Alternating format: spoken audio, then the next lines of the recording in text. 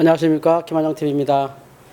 요즘 저희가 메타인지 정교화 과정을 하고 있습니다.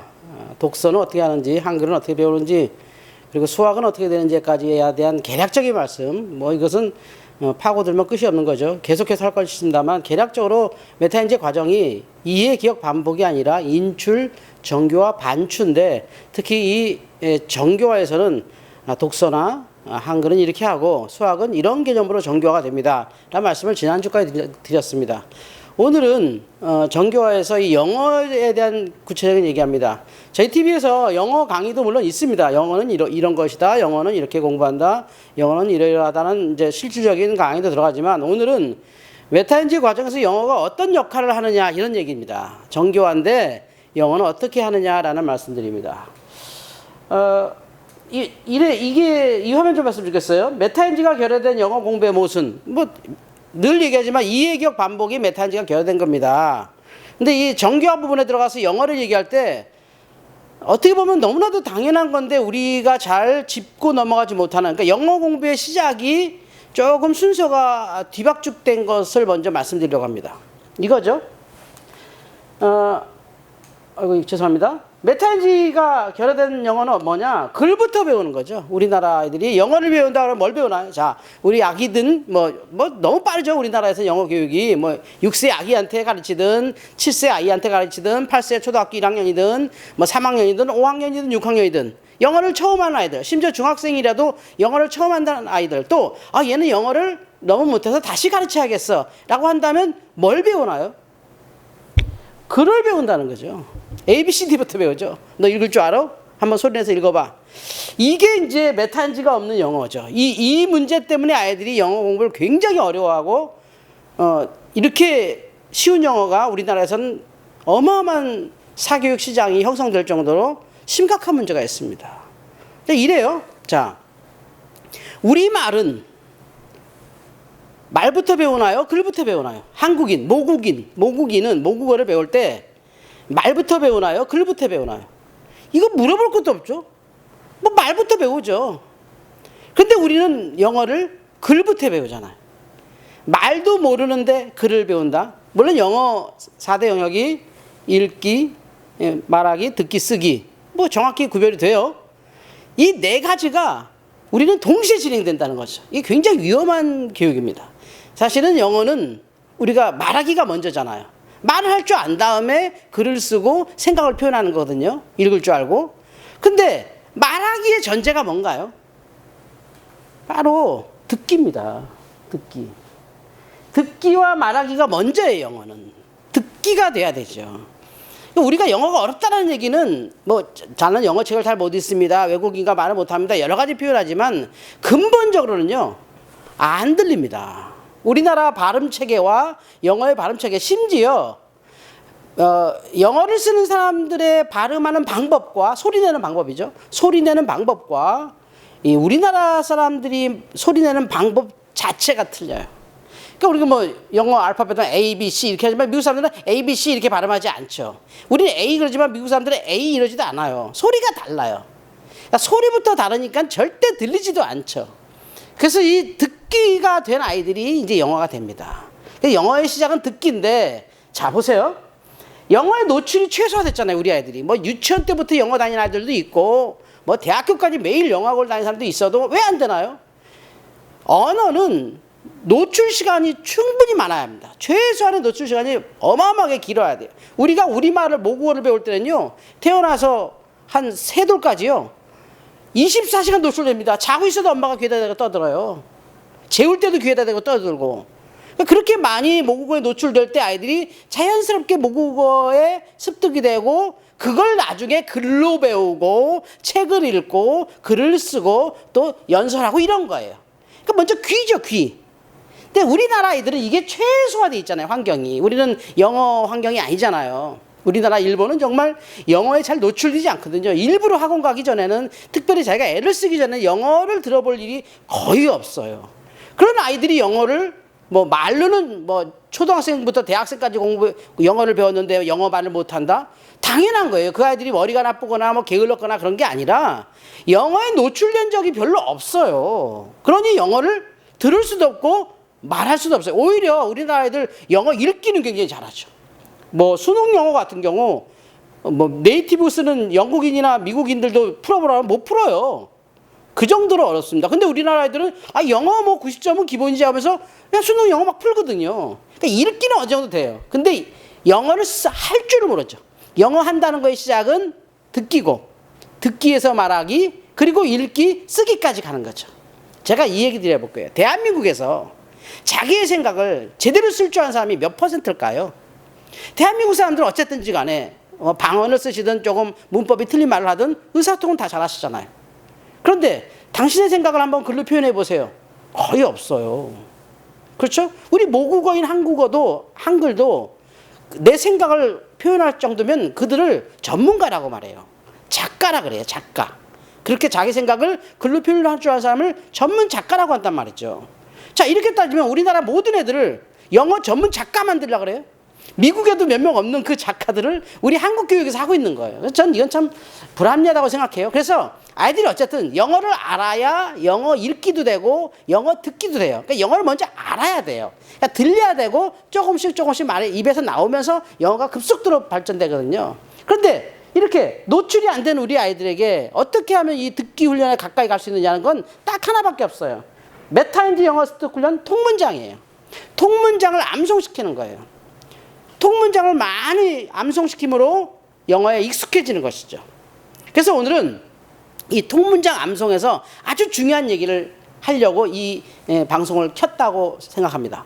그러니까 오늘 메타인지 영어의 정교화의 핵심이기도 해요. 영어 공부할 때 이게 핵심이다 라는 거예요. 아이들이 미국인을 자주 못 만나니까 내가 영어를 써볼 일이 없으니까 영어를 자꾸 늘지 않는데, 통문장을 통해서 많은 문장을 가지고 있는 아이들이 이제 듣기에 익숙해질 것이다.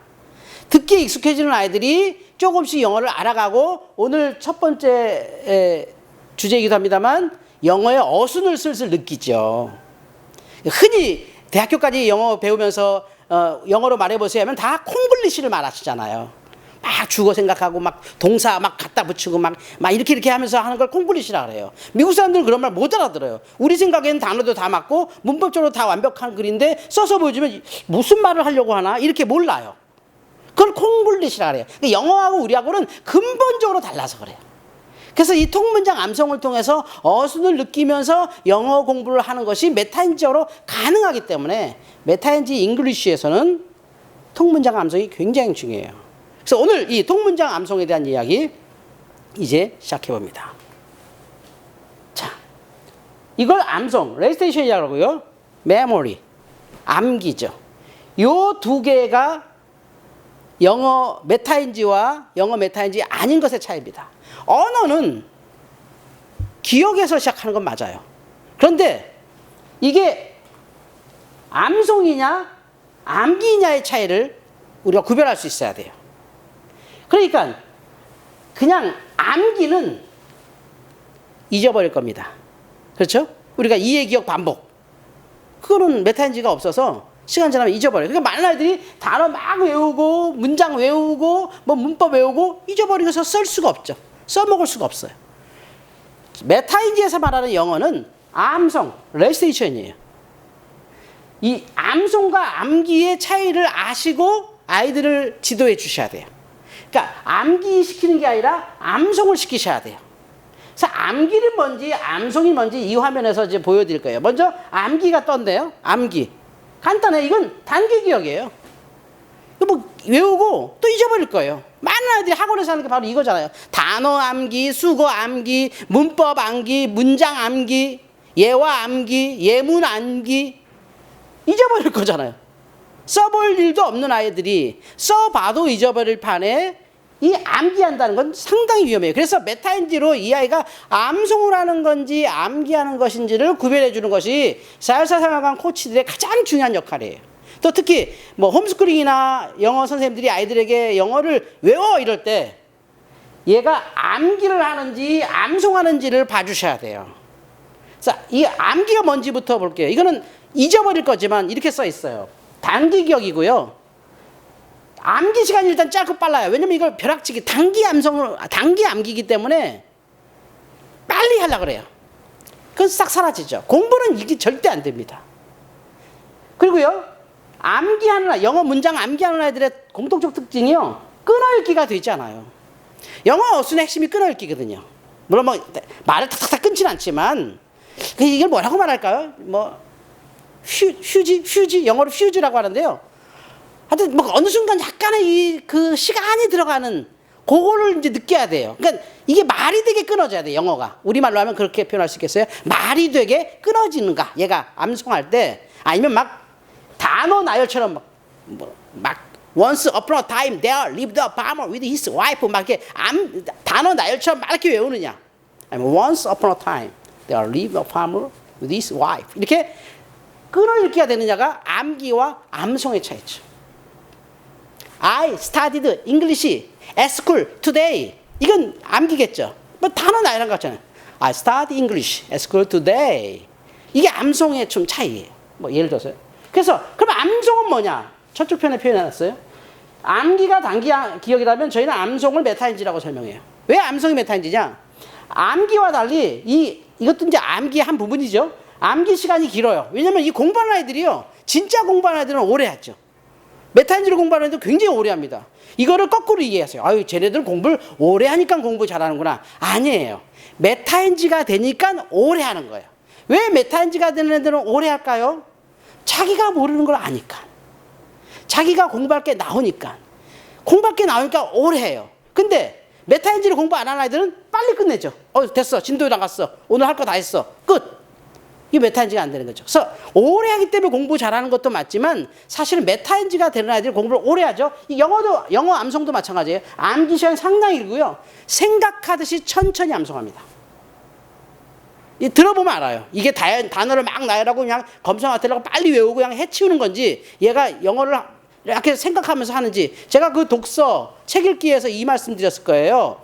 떠듬거리는 아이들이 더듬거리지 않는 아이보다 더 메타인지가 높을 가능성이 있다. 왜냐하면 떠듬거리는 아이들은 자기가 읽어본 적이 없는 낱말, 자주 쓰지 않는 낱말, 우리가 보통 이제 독서학에서는 빈도가 낮은 말 이렇게 말하거든요. 잘 쓰지 않는 말 이 뜻이에요. 잘 쓰지 않는 글을 책에서 읽었을 때 메타인지로 읽으려고 하는 아이들은 떠듬거려요. 생각하니까. 뭐지? 앞뒤로 생각하면서 떠듬거리게 돼요. 그런데 메타인지 없이 그냥 줄줄줄 읽어나가는 애들은 그거 떠듬거리지 않죠. 똑같아요. 암송하는 아이들은요, 천천히 해요. 복습노트도 말씀드렸잖아요. 복습노트 쓰는 거 보면 애들 글씨 이쁘게 쓰는 아이들은 생각하는 거라고, 그게. 근데 막 숙제하듯이 막 쓰는 애들은 막 괴발세발이 되는 거예요. 똑같아요. 천천히 암송하게 돼요. 그리고 정반대죠. 당연히 끊어읽기가 되죠. 뭐 어딜 끊어라가 아니라 뭐 동사 다음에 끊어라, 뭐 전치사 앞에 끊어라, 뭐 관계사 앞에서 끊어라, 이런 형식을 갖춘 게 아니라 자기가 스스로 뜻이 되게 끊어줘요. 그리고 묶어 읽을 곳은 기가 막히게 묶죠. 예. 단어가 하나하나지만 이건 몇 개의 단어가 하나의 뜻이다라는 걸 스스로 묶을 수 있어요. 이게 바로 스스로 메타인지 되는 것이죠. 오늘은 잉글리시에서 메타인지 정교화는 바로 암송과 암기의 차이다. 이거는 영어뿐만 아니라요. 사실은 뭐 우리 흔히 뭐 암기 과목이라고 하는 과목 있잖아요. 뭐 사탐, 그죠? 뭐 역사, 뭐 과탐은 암기 과목은 아닌데 또 암기도 들어가죠, 많이. 뭐 화학 같은 건 굉장히 많이 암기해야 되잖아요. 근데 어쨌든 그런 것도 암송과 암기를 구별할 때 이 기준이 아주 중요합니다. 그러니까 이 코치나 선생님들이나 학부모들의 착각이 뭐냐면요, 이걸 잘한다고 생각해요.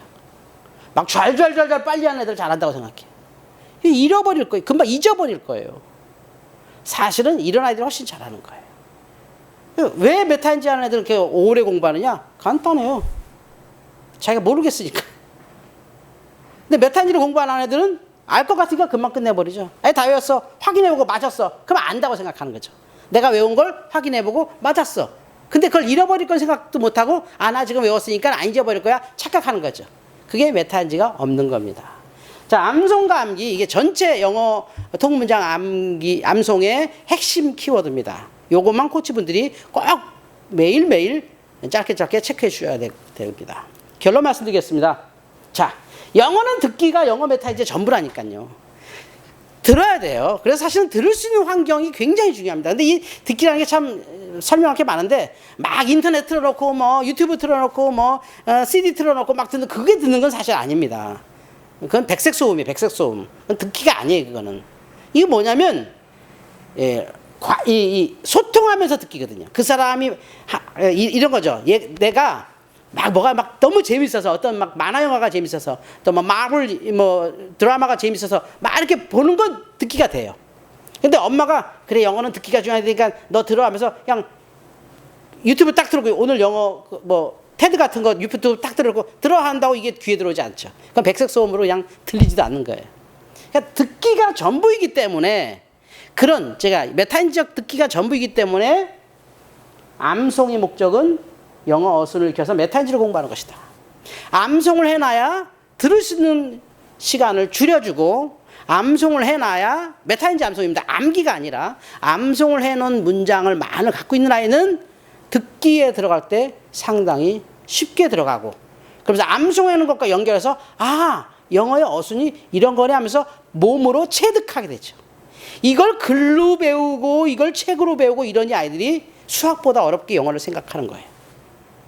결국은 수능에서 영어 잘하는 아이들은 듣기가 되는 아이들입니다.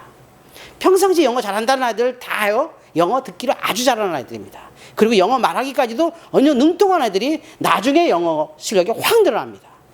저학년 때부터 막 문법에 대해서 얘기하고 뭐 수거 단어 막 몇천 개씩 외운 애들은 써먹을 수가 없습니다. 메타인지가 아닌 공부는 써먹지 못하기 때문에 문제라고 했잖아요. 제가 이제 반추 들어가면 이제 그 말씀드립니다. 마침 다음 주부터 반추에 대한 말씀을 좀 드리겠습니다. 메타인지는 이해, 기억, 반복이라고 하는 잘못된 학습법을 인출, 정교와 반추라고 하는 시스템으로 아이들을 이끌어가는 학습법입니다. 거기서 제가 이 인출은 복습 노트였습니다라는 말씀을 드렸고 거기에 정교화로 독서, 한글, 수학, 오늘 영어까지 좀 이렇게 말씀드려 보면서 뭐 그 얘기는 또 계속 반복하죠. 실제 수학 뭐 초등수학 어떻게 해야 되고 중등수학 어떻게 해야 되고 뭐 고등수학 이거 다 말씀을 우리 뭐 전문가들과 함께 이 TV에서 얘기를 나누겠습니다만 전체적인 메타인지 과정을 이해하기 위해서 지금 오늘 인출과 정교까지 일단 일단락 하고요. 다음 주에는 반추가 뭔지를 말씀드리겠습니다. 반추 기대해 주십시오. 반추가 될 때 드디어 공부가 완성되거든요. 한 주간 건강하시고 다음 주에 더 좋은 시간 되도록 기도하겠습니다. 감사합니다.